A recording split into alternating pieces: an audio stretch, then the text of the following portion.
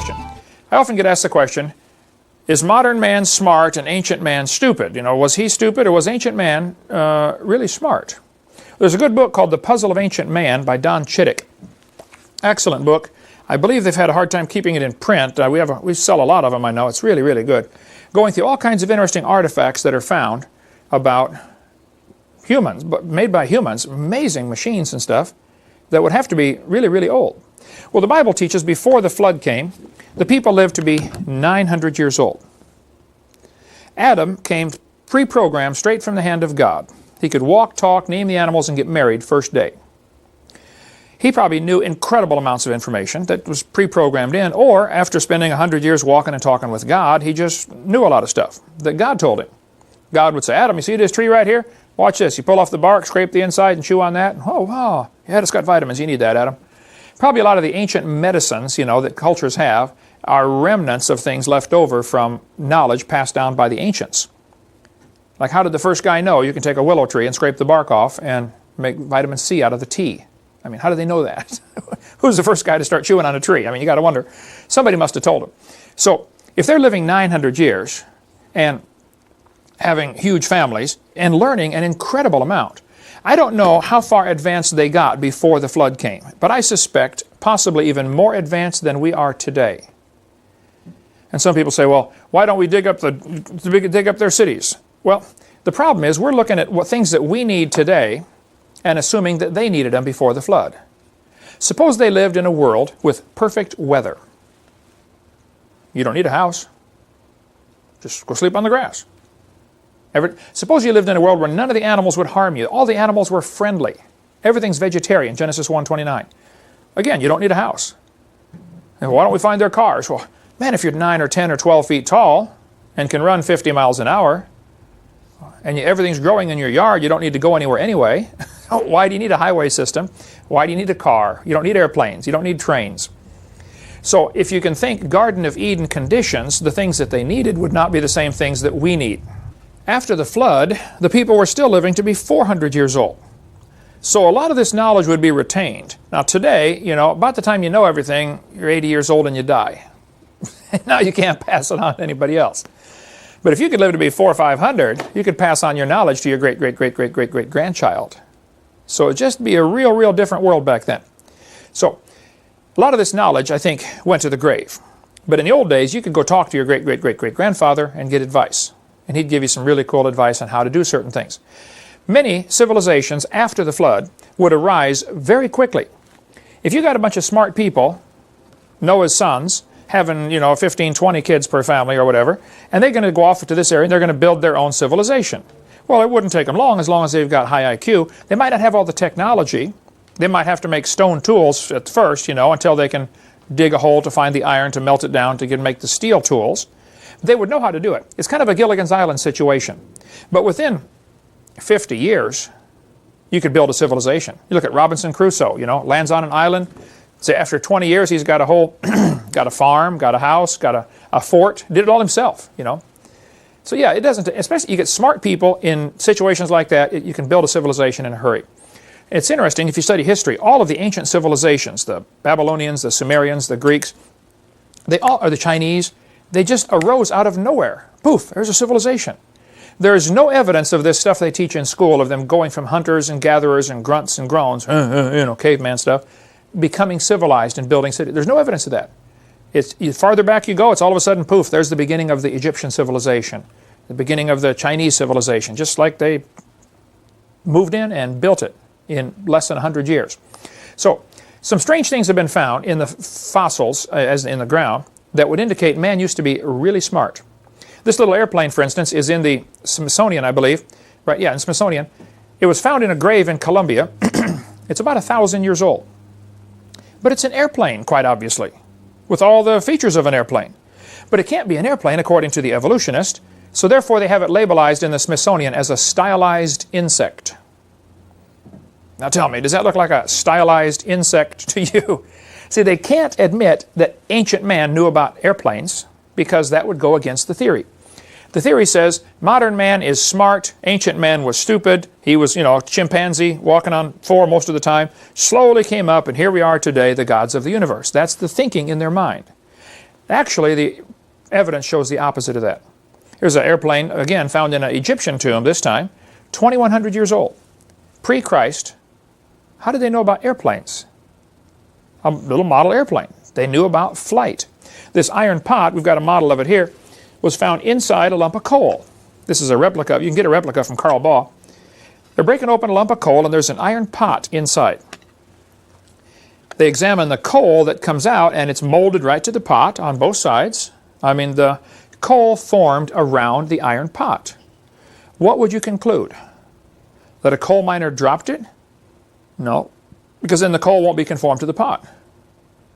I would conclude that they had iron and were making iron vessels before the flood. During the flood, they got buried in a forest of trees and squished and turned to coal, and of course it's not going to affect the iron any. How do you get an iron pot in a lump of coal?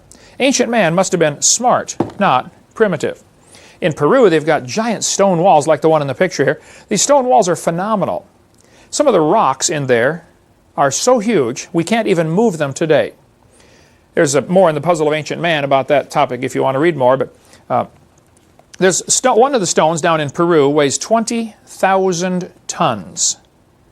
Now, to give you an idea how big that is, the largest crane on Earth today can lift 3,000 tons. I think they just built one in Japan, if I recall, for unloading ships. I just heard about it in 2003 or 4, that can lift 6,000 tons. Something like that. That may be the new, somebody's going to say, oh, Hovind, you're wrong, it's more, 3,000 is wrong, you're lying. I'm not lying, I just don't know. I think it's 6,000 tons now, okay? But still, you've got stones up here that weigh 20,000 tons. How did they move that? Who did it and how did they do it? I don't think it's logical to say ancient man was primitive. They must have known something we don't know today.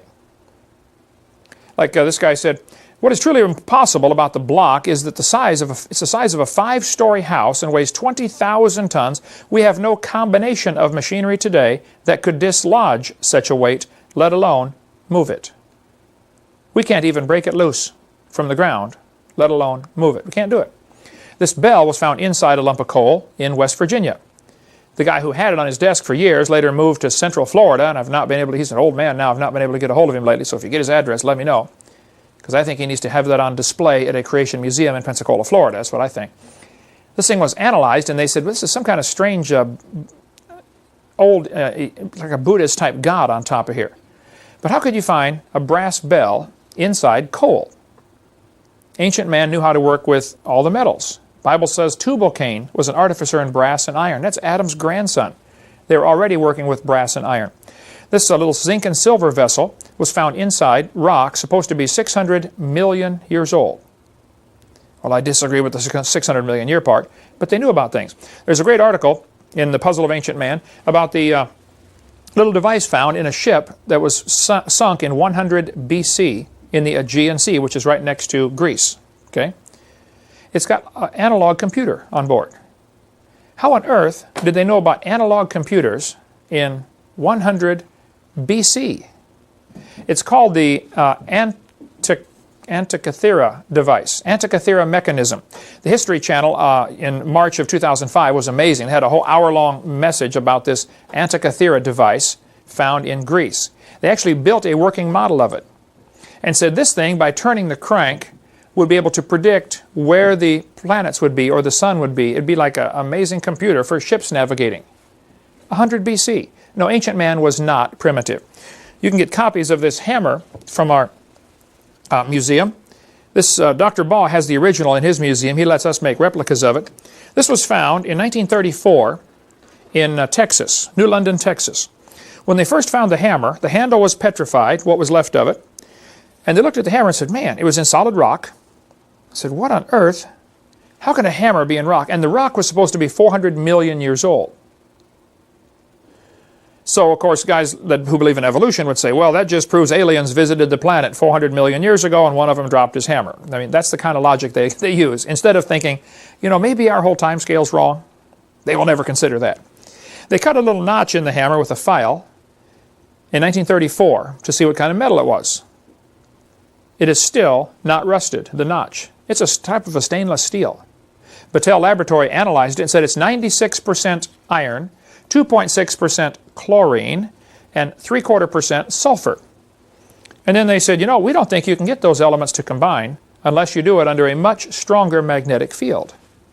Probably the pre-flood Earth had a magnetic field 8 or 10 times stronger than what we have today. This was found in Iraq, this little battery. Quite a few of these were found. They knew about electricity 2,000 years ago. The Egyptians apparently knew about electricity. Here's a hieroglyphic showing snakes in some kind of chamber hooked with a wire going to a little generator of some kind. We don't know.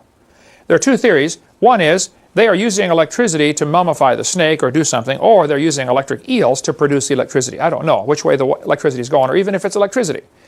But I think we've got the wrong idea to say modern man is smart and ancient man was stupid. I think ancient man knew a lot. They knew about brain surgery.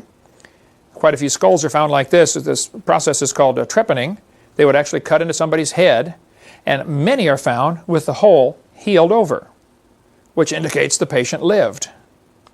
Okay? I mean, cutting a hole in the head is no big deal. But some of the Ica stones from Peru show what appears to be brain surgery. Dr. Dennis Swift, that spoke at our boot camp in 2004, has some of the instruments, the hardened copper instruments that they would use for brain surgery, or for surgery, period. Okay? Ancient man knew how to do all kinds of things with people's heads, besides cut them open and let them heal. They made strange shapes to the heads. They apparently did heart surgery. From some of the Ica stones anyway, it appears that they're doing, open heart surgery. Here's a guy with an artificial limb attached, so they knew about that. That would have been, 2,000 years ago. This little machine appears to be some kind of steam engine. They might have known about some kind of power like that 2,000 years ago. They certainly knew about the wheel. This little cat was found on wheels to move around, a little kid's toy apparently, in some of the Inca Indian tombs. They certainly were smart as far as biology goes. This little spider is one of the, little nothing, it's 150 feet tall. It's one of the Nazca Line images. We cover some of that on video too, but they knew that to make this spider with no eyes, because it's blind, these little spiders are extremely rare. It's only 1/8 of an inch long, and it lives in caves, in the dark, in the Amazon, 1,000 miles away from where the drawing is. So they really knew about their biology. And they knew to make the one leg longer, and it's the correct leg too. Third leg down on the right side. That leg, during mating season, for 15 seconds, that one leg grows longer and exchanges DNA off the tip of that leg. And they knew that. So they were not ancient, not stupid. They were ancient, but they were not stupid.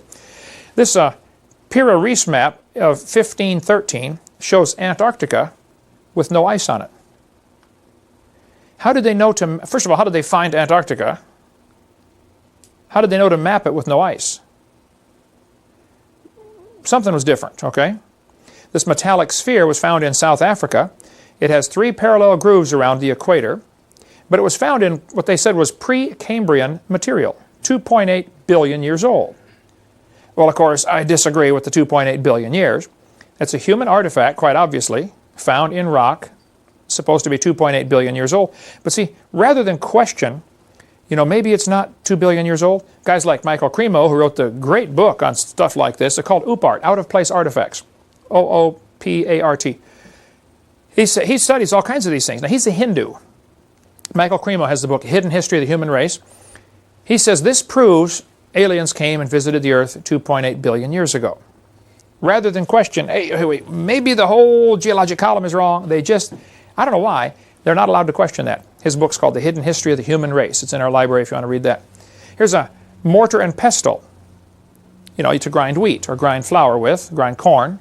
The problem is, it's in rock, supposed to be 33 to 55 million years old, way before man got here. So what do you conclude? Well, again, aliens came, visited the planet. These little spirals were found. The thing that's amazing about these little spirals, they're made of tungsten. Very difficult metal to work with, very difficult to refine. And these things are 3/10,000ths of an inch, 3/10,000ths of a millimeter in diameter. And it follows the perfect golden mean ratio. Same thing used in the Fibonacci sequence, 1 to 1.618. How do they know about that? A lot of these are found in Russia. Pavel, if you get over there, bring me some of these. I want some of these for the museum. These little amazing little spirals. There's all kinds of stuff on the internet about that if you want to read it.